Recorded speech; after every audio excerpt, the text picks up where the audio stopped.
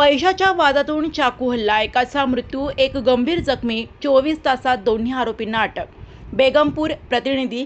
मोहोळ तालुक्यातील वडदेगाव येथे पैशाच्या कारणावरून झालेल्या वादातून चाकूने हल्ला करून एकाचा खून व एकाच गंभीर जखमी केल्याची घटना सोमवार दिनांक 27 एप्रिल 2026 रोजी सकाळी 10:15 वाजताच्या सुमारास घडली आहे. या प्रकरणी कामती पोलिसांनी तत्पर कारवाई करत दोन्ही आरोपींना अटक केली आहे. याबाबत अधिक माहिती अशी की फिर्यादी विठ्ठल नरसू बागल वय 31 राहणार वडदेगाव यांचे शेतातील गडी महादेव गुंड यांनी आरोपी मंगेश सुरेश डोंगरे राहणार वडदेगाव याच्याकडे पैसे मागितले होते.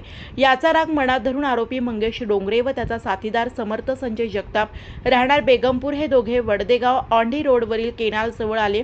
तेथे चर्चा सुरू असताना आरोपी मंगेश डोंगरे आणि फिर्यादीचे भाऊ दत्ता नागनाथ बागल वय 38 यांना शिवीगाळ करून तुला आज जिवंतच ठेवत नाही अशी धमकी दिली व सोबत आणलेल्या धारदार चाकूने दत्ता बागल याच्या छातीवर व पोटावर वार केले.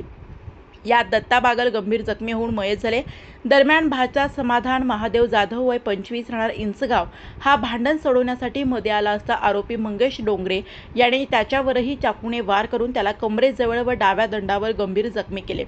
जखमी समाधान जाधव यास उपचारासाठी CNS हॉस्पिटल सोलापूर येथे दाखल करण्यात आले. फिर्यादी विठ्ठल बागल सोडवण्यासाठी मध्ये आले असता आरोपी समर्थ जगताप यांनी त्यांना लाथाबुक्यांनी मारहाण करून शिवीगाळ व दमदाटी केली. फिर्यादी विठ्ठल बागल यांच्या तक्रारीवरून कामती पोलीस ठाण्यात गुन्हा नंबर 116 2026 भारतीय न्याय संहिता कलम 103(1), 109(1), 115(2), 131, 351(2), 352(3)(5) प्रमाणे गुन्हा दाखल करण्यात आला.